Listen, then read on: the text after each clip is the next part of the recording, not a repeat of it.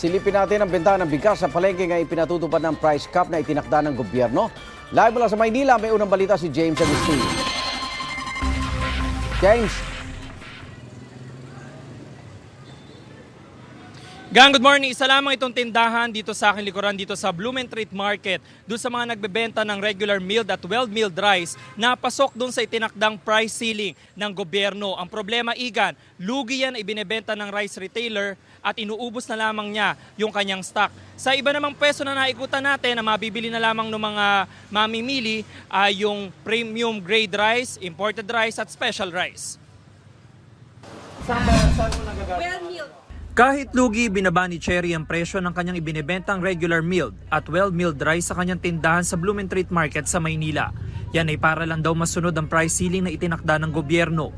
Mula sa 49 pesos per kilo na regular milled kahapon, 41 pesos na lang ito ngayon.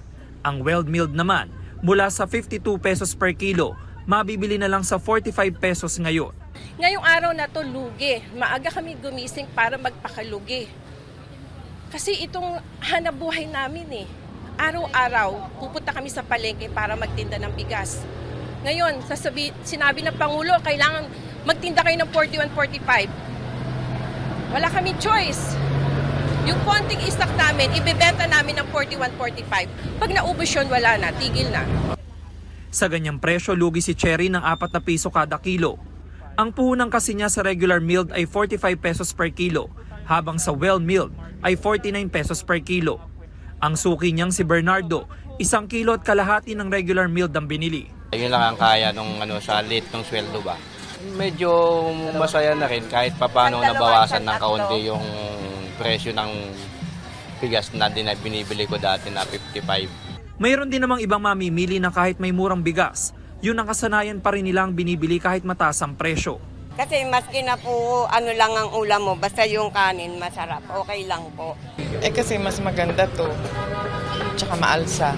Sa tindahan namang ito, halos 2 buwan na raw silang hindi nagtitinda ng regular milled at well-milled rice dahil wala silang makakuha sa supplier. Kaya ang mga karatula nila ay puro premium grade rice, special rice at imported rice. Kailangan natin kumain eh, mga buyer namin premium, karamihan din naman ang hinahanap din nila. Kung ang regular, wala naman din kaming mabili. Paano kami magbebenta nun? Sabi ng mga rice retailer, kaya naman nilang magtinda sa presyo na gusto ng gobyerno kung may supply sila makukuha na pasok sa kanilang puhunan. Kung ang supplier ay magbababa, doon magsisimula yan eh. Sa supplier, chain reaction lang yan. Kung makapagbibigay sila ng 1,800 pababa, maganda yon. Susunod kami per kaban. Kung may ibibigay sila, bakit hindi kami magbebenta? Kahit pisong tubo o kahit even break even lang, bakit hindi, di ba? Apila rin ng mga rice retailer, tulong mula sa gobyerno. Meron ba kaming subsidy? Sa bawat lugi namin araw-araw, sabihin na natin 1,500 o 1,000. Sa ilang araw, may tulong ba kaming makukuha sa Pangulo? Kasi sinunod namin siya. Sana pag-isipan na lang mabuti kung paano talaga. Kasi hindi yung kaming end retailer na kami talagang hirap din kami.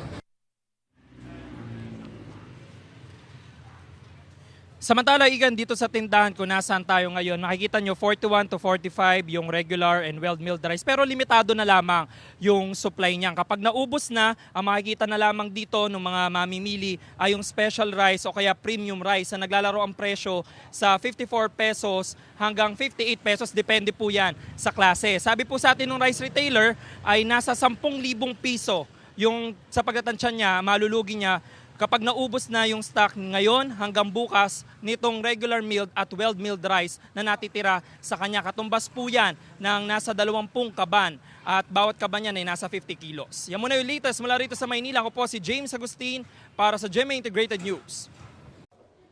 Igan, mauna ka sa mga balita. Mag-subscribe sa GMA Integrated News sa YouTube. Sa mga kapuso abroad, subaybayan nyo kami sa GMA Pinoy TV at sa www.gmanews.tv.